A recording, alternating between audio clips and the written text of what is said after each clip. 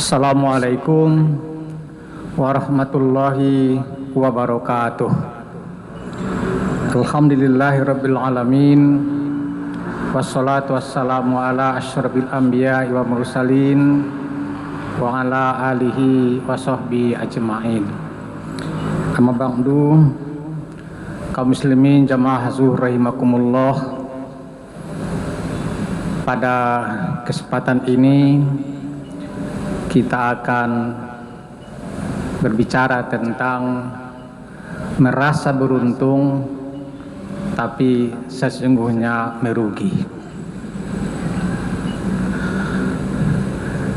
Di dalam kehidupan ini, setiap orang tentu menginginkan keberuntungan,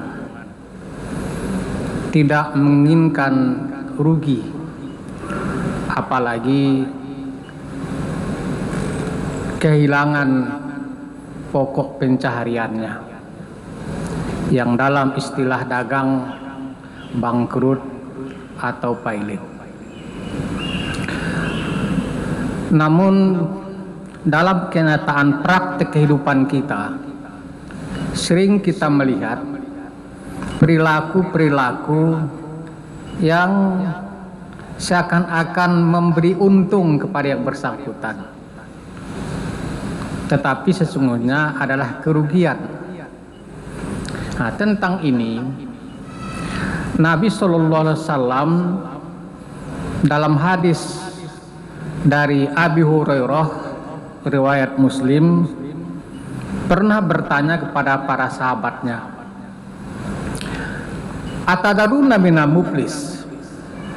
Tahukah kamu orang-orang yang merugi, orang yang bangkrut, orang yang pailit? Lalu sahabat menjawab, qalu al-muflisu fina man la dirhama lahu wala mata.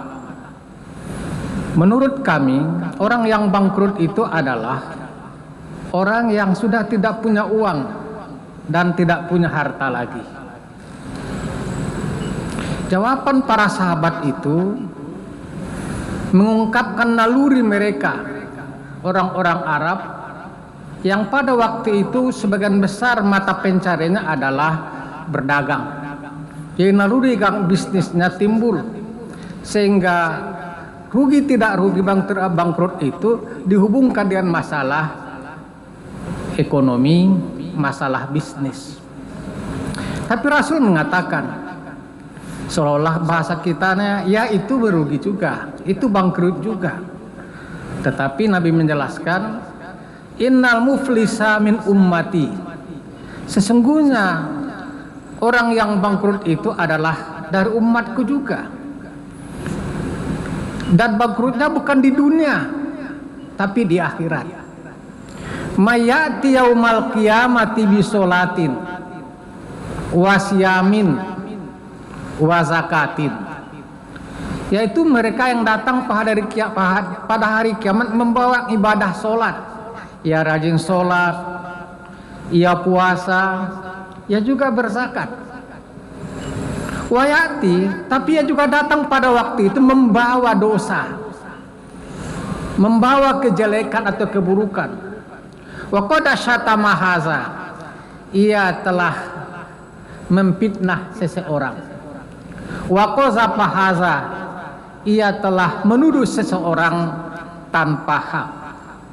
Wa akala malahaza, ia juga telah mengambil harta orang tanpa hak juga, ia makan. Wa sapaka damahaza, ia juga menumpahkan darah seseorang. Wa dorobahaza, dan ia juga telah menyakiti orang lain. Maka kata Nabi, pada hari kiamat itu ditegakkan keadilan. Fayuqta haza min hasanatihi wa haza min hasanatihi. Lalu diambillah kebaikan-kebaikan yang berasal dari ibadah sholatnya, puasanya, zakat dan lain-lain itu diberikan kepada orang yang ia berbuat zalim kepadanya waktu di dunia, dan diberikan pula kepada yang lainnya. Fa in faniyat hasanatuhu, apabila kebaikan-kebaikan telah habis karena diberikan kepada orang-orang yang berbuat aniaya selama di dunia, uhiza khotoyahu, maka diambillah dosa-dosa mereka seukuran perbuatan aniayanya, kemudian faturihat alaih, lalu dibebankan kepadanya, summa turiha finnar, lalu ia dimasukkan ke dalam neraka. Kata Nabi, itulah kebangkrutan yang sesungguhnya. Kaum muslimin jamaah zuhur yang berbahagia. Jadi kebangkrutan hakiki itu di akhirat, bukan sekarang.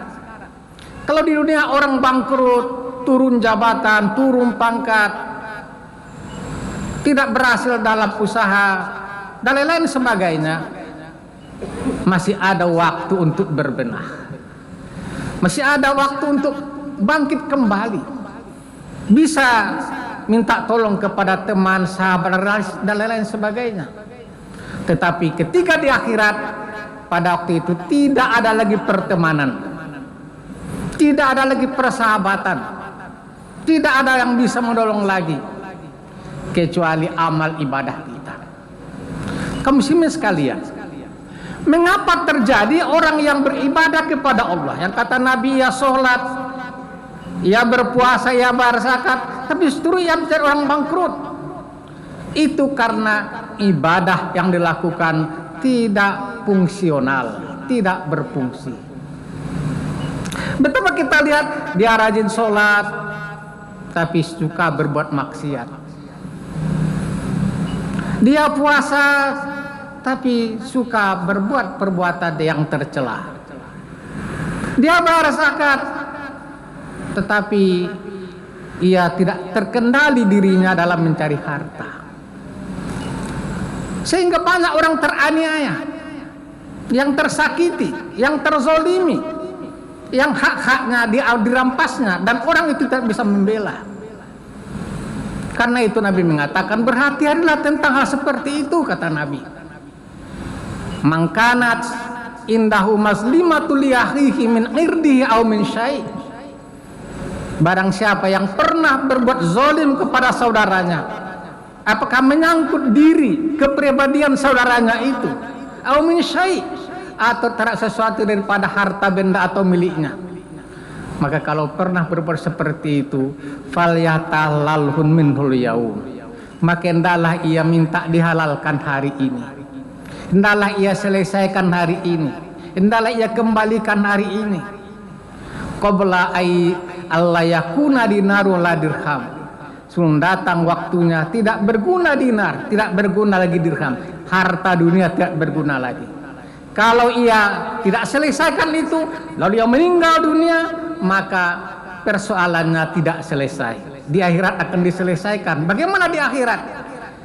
In kana lahu amalun solihun ukhiza minhu biqadari maslimatihi. Kalau dia punya amal saleh, itu yang diambil. Seukuran perbuatannya itu diberikan kepada saudaranya.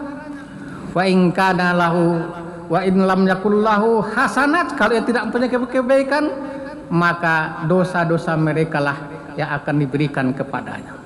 Kaum muslimin jamaah rahimakumullah, karena kita harus berhati-hati, jangan sampai kita berbuat zalim.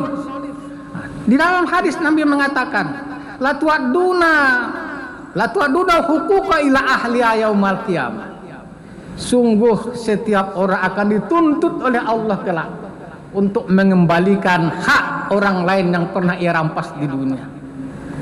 Hatta sampai pun yuqadal jalkhai min satil korna, sampai kata Nabi, diberi kesempatan oleh Allah kepada kambing yang tidak bertanduk untuk menanduk kembali kambing yang bertanduk yang telah menanduknya waktu di dunia. Tanduk itu bermacam-macam pengertiannya, mungkin tanduk kekuasaan, mungkin tanduk kekayaan, mungkin tanduk ilmu pengetahuan. Nanti kata Nabi, setiap orang akan dituntut untuk mengembalikan itu, mengembalikan hak orang yang pernah ia rampas kepada yang ahlinya. Karena itu berhati-hatilah kita, karena kezaliman, perbuatan menganiaya, merugikan orang lain di dunia itu tidak dimaafkan oleh Allah kecuali ia telah mendapat kerelaan daripada orang yang dizaliminya itu. Mudah-mudahan kita terhindar dari sifat demikian, sehingga amal ibadah yang kita lakukan semuanya berfungsi sebaik-baiknya. Tidak seperti yang kita katakan tadi, merasa beruntung tapi sungguhnya ia merugi. Faktaburu ya ulil absar la'allakum turhamun. Wabillahi taufiq wal hidayah. Wassalamualaikum warahmatullahi wabarakatuh. Allahu akbar, Allahu akbar. Asyhadu an la ilaha illallah. Asyhadu anna Muhammadar Rasulullah. Hayya 'alas salati, hayya 'alal falah. Qad qamatis salatu, qad qamatis salah. Allahu akbar, Allahu akbar. La